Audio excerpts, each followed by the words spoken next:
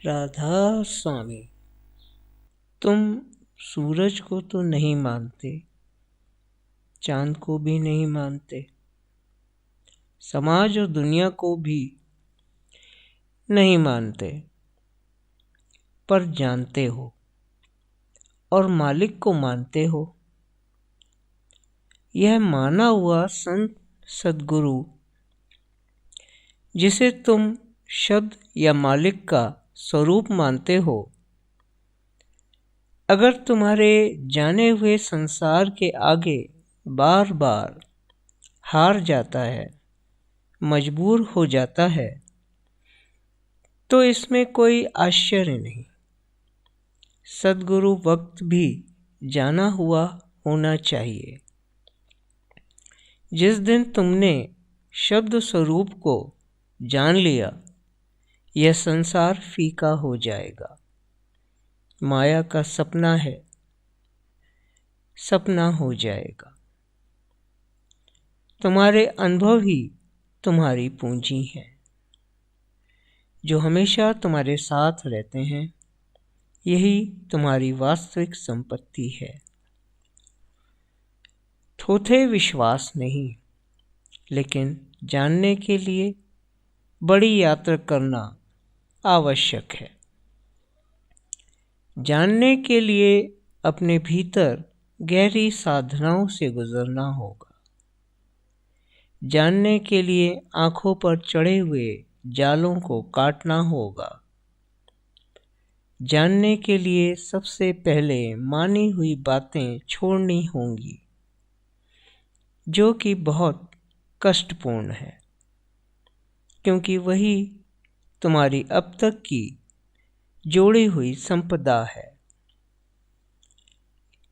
इसी मानने को तुम सोचते हो कि तुम्हारा ज्ञान है। इस सारे ज्ञान को छोड़ देना होगा। एक बार तो तुम्हें निपट रूप से अज्ञानी हो जाना होगा।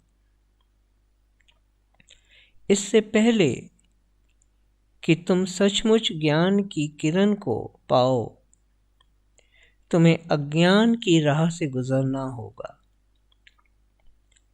एक बार तो तुम्हें बिल्कुल निर्धन हो जाना पड़ेगा, क्योंकि अभी जिसे तुम अपनी पूंजी कहते हो, वह तो है ही नहीं, सिर्फ ख्याल में है। मन के लड्डू, इन्हें तो छोड़ देना पड़ेगा। एक बार तो तुम्हें अपना भिखमंगापन देखना ही पड़ेगा।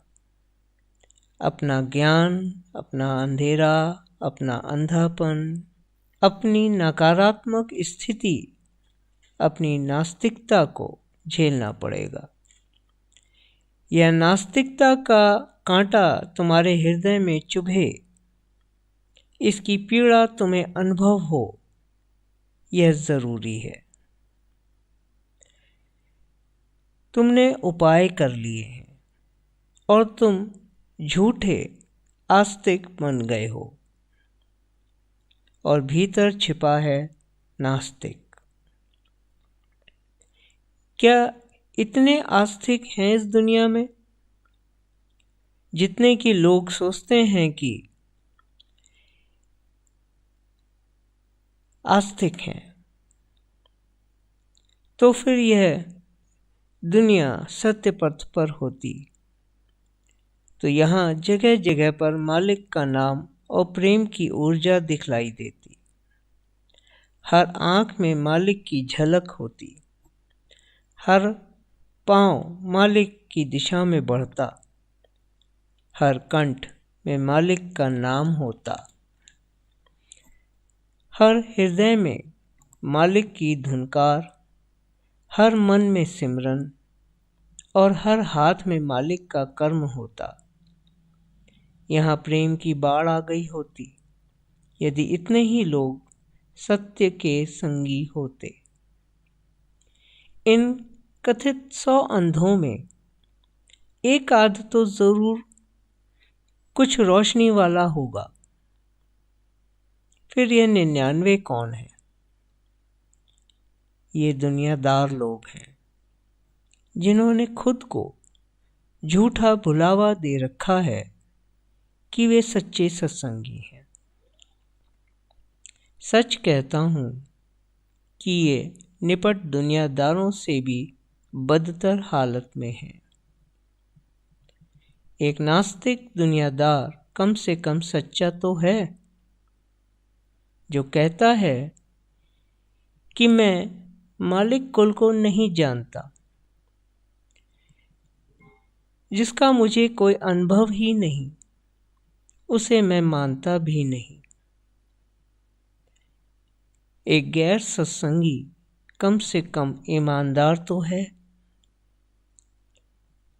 वह प्रमाणित तो है, जो कहता है कि जिसे मैं नहीं जानता उसे मैं नहीं मानता। फिर उसके ईमान को क्या कहा जा सकता है, जो जानकर भी झुठलाता है और जिसे नहीं जानता उसे मानता है। तो जिसे नहीं जाना उसे मान लेने से बड़ा असत्य क्या हो सकता है। अनुभव विहीन विश्वास का अर्थ होता है झूठ का संबंध, जिसे अधिकांश ने मालिक के साथ जोड़ा हुआ है। सारी दुनिया झूठ के प्रपंच से ही चल रही है, पर एक जगह तो छोड़ दो, एक जगह तो खड़े हो जाओ जैसे तुम हो, नग्न निर्वस्त्र। एक जगह तो कह दो कि जो है वो वैसा ही है, मैं उसे ना झुठलाऊंगा, जैसा है वैसा ही है। तब तुम पाओगे कि तुम्हारे भीतर संदेह की हर ज्वाला अपने आप शांत हो रही है और उसके स्थान पर संभावनाओं की एक नई आशा किरण फूट रही है। इसके साथ ही तुम्हारे भीतर का नास्तिक अधिक स्पष्टता के साथ सामने आ रहा है। पर मैं कहता हूँ कि यह नाम के सच्चे बीज के जीवन में पड़ने से पहले जरूरी भी है।